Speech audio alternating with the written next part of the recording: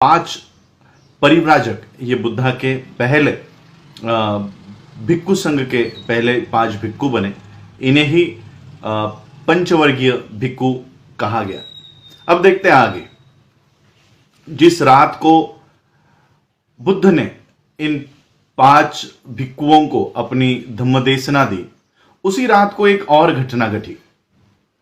बनारस में एक राजपुत्र रहा करता था, उसका नाम था यशस। ये यशस काफी जवान था, इसके पास काफी धन दौलत थी और इस धन दौलत में वो इतना लिप्त था कि उसका खुद का एक कुंठागार हुआ करता था, जहां पर कई सारे औरतों को वहां पर उसने रखा हुआ था। दिन भर उनका नाच गाना देखना, शराब पीना, काम भोगों में लिप्त रहना, बस यही उस यशस की जिंदगी थी। ऐसी ही जिंदगी बिताने के बाद, कुछ समय बीतने के बाद, उसे इस जिंदगी से वो उबने लग गया। उसको इस जिंदगी से घृणा आने लग गई और वो ये सोचने लग गया, क्या इसके अलावा कोई जिंदगी नहीं हो सकती? क्या इससे कोई अच्छा मार्ग नहीं है? और फिर एक रात को वो अपने पिता का घर छोड़कर वो रास्तों पर निकल गया। इसी तरह से रास्तों पर भटकते भटकते वो इस पिताना के ओर बढ़ा, जहां पर बुद्ध ने इन पांच भिक्खुओं को अपनी धम्मदेशना दी थी। ये यशस इस पिताना की ओर बढ़ते जा रहा था। थकने के बाद एक जगह पर बैठ गया और बैठकर वो अपने आप से ही बड़बड़ा रहा था, जोर जोर से बड़बड़ा रहा था कि मैं कहां आ गया हूं, ये कौन सा रास्ता है, कितना दुख है, कितना संकट है। और इसी तरह से वो बड़बड़ाते हुए आ रहा था। जब सुबह हुई तब बुद्ध रास्तों पर टहलने के लिए निकले।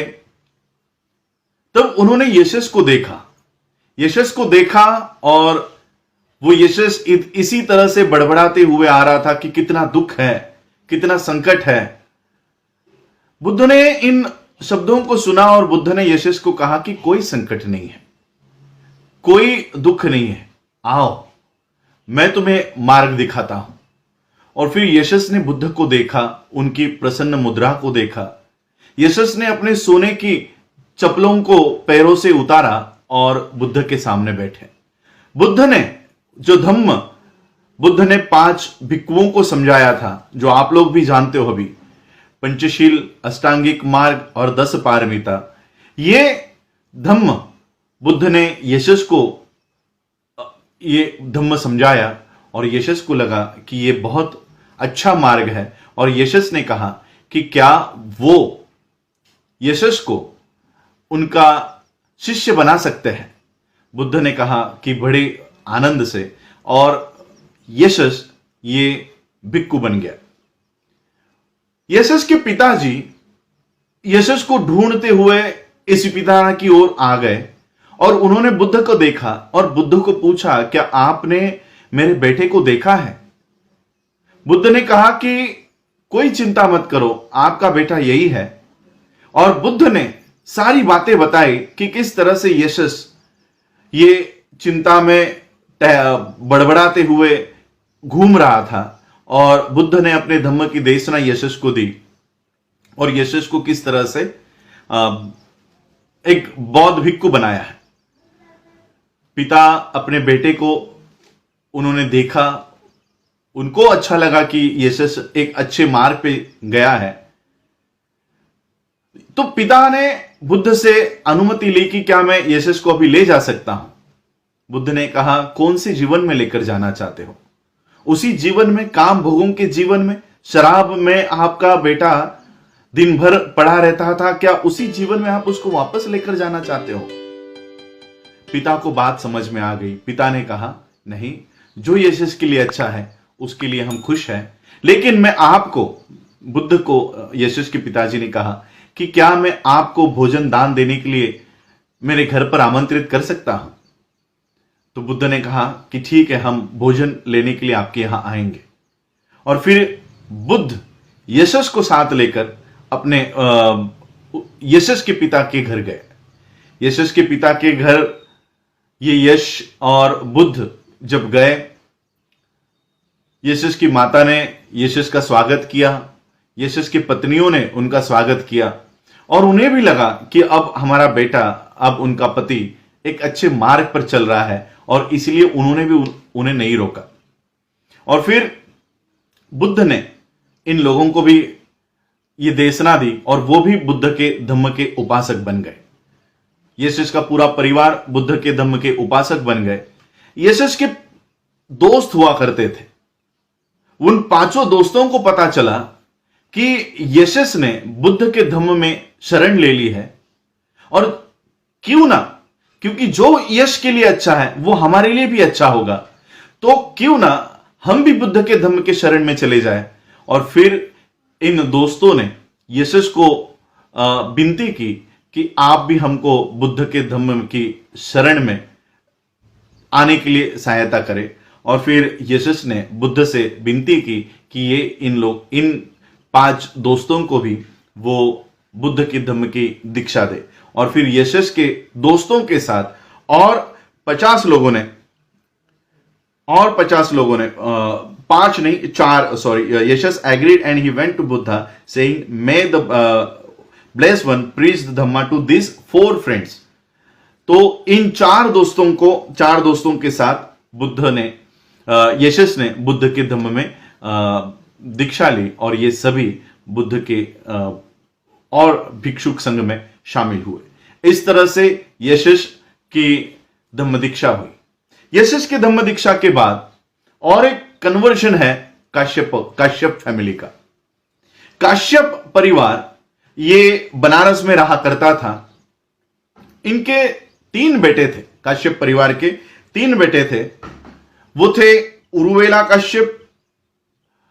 इनका नाम बताने से पहले इनके नाम क्यों पड़े वो भी मैं बताना चाहता हूं। ये काश्यप फैमिली काफी धार्मिक फैमिली थी और कड़ी होम हवन करने वाली ये परिवार हुआ करता था। तो इनके बड़े बेटे ने संन्यास ले लिया और वो उरुवेला की तरफ जाकर उन्होंने अपना आश्रम बनाया और इसलिए उनका नाम पड़ा उरुवेला काश्यप। बड़े भाई ने संन्यास ले लिया है, इसलिए दोनों भाइयों ने अनुकरण करते हुए दोनों ने भी संन्यास ले लिया। और जो बीच वाला भाई था वो नदी के तट पर उसने अपना आश्रम बनाया, इसलिए उसका नाम पड़ा नदी काश्यप। और तीसरे ने अपना आश्रम गया के यहां बनाया और इसलिए उसका नाम पड़ा गया काश्यप। तो इस तरह से ये काश्यप होम हवन करने में और अग्नि की पूजा करने में माहिर थे। ये काश्यप बंधु इसलिए फेमस थे क्योंकि इन्होंने जीते जी ही मुक्ति पा ली है, इस तरह की भावना लोगों में थी।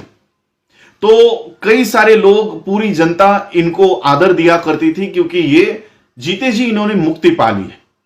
और इनका काम यही हुआ करता था, सिर्फ अग्नि की पूजा करना, और जितने भी पाप किए हैं वो पाप अग्नि की पूजा से वो धो देते थे। तो इस तरह से इनका ये कर्मकांड वाला जीवन शुरू था। बुद्ध को पता चला और इन काश्यपों के, उरुवेला काश्यप के 500 शिष्य डिसिपल्स थे। नदी काश्यप के और गया काश्यप के भी 500 डिसिपल्स थे, शिष्य थे। बुद्ध को इस बात का पता चला कि काश्यप बंधु और ये काश्यप परिवार किस तरह से जनमानस में इनकी पकड़ है। तो बुद्ध ने सोचा क्यों ना इनको ही अपना धम्म और धम्म के सिद्धांत इनको समझाए जाए। तो बुद्ध उरुवेला काश्यप के आश्रम में आए, यह सोचकर कि उरुवेला काश्यप ये अपना धम्म समझाने का एक मौका बुद्ध को देंगे। बुद्ध ने युक्ति की और बुद्ध ने उरुवेला काश्यप से विनती की कि क्या एक रात के लिए मैं आपके इस आश्रम में ठहर सकता हूं। उरुवेला काश्यप ने कहा कि नहीं, मैं आपको इसकी अनुमति नहीं दूंगा। और वो अनुमति इसलिए नहीं देना चाहता क्योंकि यहां पर मुचलिंद नाम का एक नागराज रहता है। नागराज यानी स्नेक नहीं, सांप नहीं। नाग एक कम्युनिटी थी, आज भी वो कम्युनिटी है। हम भी इस नाग के वंशज है। नाग कम्युनिटी के ये राजा थे, नाग राजा, इसलिए इनको नागराज कहते हैं। आप लोगों ने मुझे एक पोस्ट मैंने हमारे ही कार्यकर्ता की देखी थी कि बुद्ध का एक फोटो उन्होंने स्टैच्यू का फोटो उन्होंने डाला था और ऊपर 5 फने का एक नाग उनकी रक्षा कर रहा था। ये नाग या स्नेक या सांप उनकी रक्षा नहीं कर रहा है, ये नाग कम्युनिटी बुद्ध की रक्षा किया करती थी। बुद्ध, आप लोगों को पता है, जिस दिन बुद्ध ने तपस्या का त्याग किया था और बुद्ध ये पीपल के पेड़ के नीचे जाकर जब अपने एकाग्र चित्त के लिए जब वो मेडिटेशन कर रहे थे, तब नाग के राजा और रानी को यह पता चला था कि बुद्ध यहां पर, सिद्धार्थ यहां पर मेडिटेशन के लिए बैठे हैं और वो एक नया मार्ग ढूंढने वाला है। उस समय इन नाग राजा और रानी ने बुद्ध की रक्षा की थी। ये उसी का प्रमाण है, ये उसी का चित्र है। जब बुद्ध के सर के ऊपर हम इस तरह का नाग देखते हैं, ये नाग मतलब है, ये नाग कम्युनिटी ये बुद्ध की रक्षा किया करती थी। कोई भी किसी भी तरह के अगर कोई बुरी चीज या हमला होने वाला होता तो बुद्ध के रक्षा का, या बुद्ध जब भी मेडिटेशन में हुआ करते तब इनको रक्षा प्रदान करने का काम ये नाग लोग किया करते थे, नाग कम्युनिटी किया करते थे। तो इस उरुवेला ने कहा कि यहां पर एक नाग राजा रहता है मुचलिंद नाम का, वो अग्नि की पूजा करने वालों को तकलीफ देता है, उनके होम हवन उखाड़ के फेंक देता है, और मैं कई सालों से यहां पर उसका अन्याय सहते आ रहा हूं। ये उसी की जमीन है, ये उसी का शासन है, और इसलिए मैं आपको इसकी अनुमति नहीं देना चाहता। बुद्ध ने फिर कहा कि आप मुझे आपके आश्रम में रहने की अनुमति दीजिए। फिर से उसने डिनाई किया कि नहीं, इनकार किया कि नहीं, मैं आपको यहां नहीं रहने दे सकता। तीसरी बार विनती की तो उर्वेला कश्यप ने कहा कि देखिए, मैं आपसे विवाद में नहीं पड़ना चाहता, आपको जो आपके मन को अच्छा लगता है, मैं सिर्फ इसलिए आपको मनाही कर रहा था क्योंकि मैं नहीं चाहता क्योंकि मेरे अतिथि को कोई चोट पहुंचे, मुझे समझकर कहीं आपको वो हमला ना कर दे, इसलिए मैं नहीं चाहता कि वो मुचलिंद नाम का नाग राजा आपको आकर कोई तकलीफ दे। बुद्ध को पता चला, बुद्ध को यह पता था कि ये नाग कम्युनिटी, ये नाग लोग उनके दोस्त है, और इसलिए मुचलिंद, ये जो नाग का राजा है, ये बुद्ध को कोई हानि नहीं पहुंचाएगा, ये बुद्ध को मन में पता था। उरुवेला कश्यप ने बुद्ध से कहा कि ठीक है, आपको जो अच्छा लगता है आप कीजिए। और फिर बुद्ध उस रात को इस उरुवेला कश्यप के आश्रम में रहे और ध्यान मुद्रा में अपने आसन पर बैठ गए। ये मुचलिंद अपने समय, निर्धारित समय पर उस आश्रम में पहुंचा, और उरुवेला कश्यप को देखने के बजाय उन्होंने बुद्ध को देखा और उनके प्रसन्नता मुद्रा को देखा। और मुचलिंद ने बुद्ध को इस तरह बैठे हुए देखने के बाद मुचलिंद दोनों हाथ जोड़ के अपना सिर झुकाकर बुद्ध के शरण में चला गया, और रात भर उन्होंने बुद्ध की यह धम्मदेशना सुनी और वो अपने मार्ग पर चला गया। वहां उरुवेला कश्यप जब अपने आश्रम में रह रहा था, वो रात भर सो नहीं पाया। उसको यही लग रहा था कि कहीं बुद्ध के साथ कुछ घटित ना हुआ हो, कहीं मुचलिंद ने बुद्ध को मार नहीं डाला हो। सुबह जल्दी ही उठकर वो अपने सभी शिष्यों को लेकर अपने आश्रम में पहुंचा जहां बुद्ध रुके हुए थे। बुद्ध रुके हुए थे और मुचलिंद, मैंने कहा कि मुचलिंद अपने मार्ग पर चले गए थे, मुचलिंद कहीं गए नहीं थे, मुचलिंद वहीं पर थे। जब ये उरुवेला कश्यप वहां पर आए, उन्होंने देखा कि मुचलिंद जो अग्निहोत्री यानी अग्नि की पूजा करने वालों को तकलीफ दिया करता था, मारा करता था, वो बुद्ध के शरण में बैठा हुआ है, हाथ जोड़कर सिर झुकाकर वो बैठा हुआ है। ये उरुवेला कश्यप को लगा कि बुद्ध ये सही में कोई चमत्कारिक पुरुष है, इन्होंने कोई चमत्कार किया है। और इस तरह से इस उरुवेला कश्यप ने बुद्ध को फिर आगे चल के कहा कि आप मेरे आश्रम में ही रहो।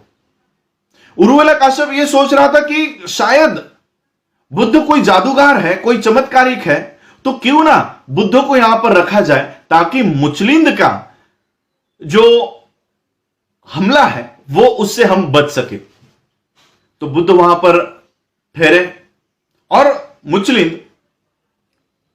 मुचलिन से इस उर्वेला काश्यप को कोई फिर धोखा नहीं हुआ। उर्वेला काश्यप यही सोचकर बुद्ध को अपने आश्रम में ठहरा रहे थे कि मुचलिन से सुरक्षा प्राप्त हो। लेकिन बुद्ध का उद्देश्य कुछ और था। बुद्ध का उद्देश्य था कि इस उर्वेला काश्यप को अपने धम्म का सिद्धांत सिखाया जाए। लेकिन यह उर्वेला काश्यप बुद्ध को इस बात का मौका ही नहीं दे रहा था। कई दिन बीतने के बाद फिर बुद्ध ने ही सोचा अब मुझे पहल करनी चाहिए। और फिर बुद्ध इस उर्वेला काश्यप को आकर उन्होंने कहा कि क्या तुम अरहंत हो? ये अग्नि की पूजा करने से तुम अपने पाप कैसे नष्ट कर सकते हो? उर्वेला काश्यप ने कहा यह अरहंत क्या होता है, ये हमें समझाइए। बुद्ध ने कहा कि अरहंत वो होता है जो अष्टांगिक मार्ग में जो भी बाधाएं आती है, याद है अष्टांगिक मार्ग, सम्यक दृष्टि, सम्यक संकल्प, सम्यक कर्मांत, सम्यक आजीविका, सम्यक वाणी, सम्यक वाचा, सम्यक समाधि, ये सारी अष्टांगिक मार्ग के आड़ में जो भी बाधाएं आती है, बाधा कौन सी है? लोभ, मत्सर, राग, द्वेष, काम भावना, ये सारे बाधाएं जो इसके ऊपर नियंत्रण पा लेता है, जो इसके ऊपर विजय पा लेता है, उसे कहते हैं अरहंत। तो क्या तुम अरहंत हो? तो उर्वेला काश्यप ने कहा कि नहीं, ये मैं अरहंत नहीं हूं। और फिर बुद्ध ने अपना धम्म देशना इस उर्वेला काश्यप को दी। उर्वेला काश्यप ये बहुत अहंकारी था, अपने ज्ञान पर वो अहंकार किया करता था। लेकिन जब उन्होंने बुद्ध के तर्कों को सुना तब उसे पता चला कि उर्वेला काश्यप का जो नॉलेज है, जो ज्ञान है, वो कहीं पर भी बुद्ध के साथ मैच नहीं होता, कंपेयर नहीं होता, उसकी तुलना नहीं होती। और फिर उर्वेला काश्यप ने वो अग्निहोत्र छोड़ दिया, अग्नि की पूजा करना छोड़ दिया और सभी अपने 500 जटिल यानी जटाधारी अनुयायियों के साथ, शिष्यों के साथ वो बुद्ध के धम्म के शरण में चले गए। और उन्होंने अपने सारे वस्त्र, सारे पात्र, सारे होम हवन करने के पात्र ये नदी में फेंक दिए। नदी में फेंक दिए। ये फेंके हुए सभी पात्र, कपड़े, वस्त्र ये नदी के बहाव में निचली ओर बहते हुए गए। अब अपने बड़े भाई के वस्त्र और पात्र बहते हुए नदी काश्यप ने देखा और गया काश्यप ने भी देखा। नदी काश्यप को और गया काश्यप को यह डर लगने लग गया कि हमारे भाई के साथ क्या हुआ होगा। वो चिंतित हो गए और वो भी अपना सारा काम छोड़कर अपने सभी जटिलों के साथ, जटाधारी अनुयायियों के साथ वो उर्वेला पहुंचे। उर्वेला पहुंचने के बाद उन्होंने देखा कि उनके बड़े भाई ये चीवर में बुद्ध के धम्म की शरण में चले गए हैं और भिक्षु बन गए हैं। और अगर हमारे बड़े भाई भिक्षु बन चुके हैं तो फिर हम ये अग्निहोत्र, अग्नि की पूजा करके क्यों इस मार्ग का अनुकरण करते रहे? वो भी अपने अपने जटाधारी अनुयायियों के साथ बुद्ध के धम्म के शरण में चले गए। और बुद्ध ने कहा कि अग्नि की पूजा से हमारे जो हमारी बाधाएं है, ये उसके ऊपर हम नियंत्रण नहीं पा सकते। लकड़ी को जैसे लकड़ी घिसती है और फिर उसमें से अग्नि ये प्राप्त होती है, जलती है, उसी तरह से अज्ञान को अगर अज्ञान घिसा तो काम, क्रोध, मोह ये निर्माण होगा। और इसलिए हमको ये काम, मोह, क्रोध ये सारे को अपने इंटेलिजेंस से, अपने विद्या से और सम्यक दृष्टि से इसको खत्म करना है। और सभी इन काश्यप परिवार को ये अपने धम्म देशना देने के बाद बुद्ध ने इन्हें अपने धम्म में शामिल कर लिया। इस तरह से बुद्ध ने यश को और काश्यपों को अपने धम्म की दीक्षा दी। समय बहुत हो चुका है, हम आगे चलकर और कुछ धम्म देशना देखेंगे जो अपने आप में बाबा साहब लिखते हैं कि ये सिर्फ केवल कुछ उदाहरण है, सिर्फ इतनी ही धम्म दीक्षाएं नहीं हुई है, ये उसमें से गिनी चुनी उदाहरण है जो ये बताने के लिए बाबा साहब लिख रहे हैं कि बुद्ध ने किस तरह के लोगों को अपने अपने धम्म में लिया। एक राजा के परिवार को यानी यश को, दूसरा एक काश्यप जटिल जटाधारी अग्नि की पूजा करने वालों को, और कल से हम देखेंगे और किन किन लोगों को बुद्ध ने अपने धम्म की दीक्षा दी।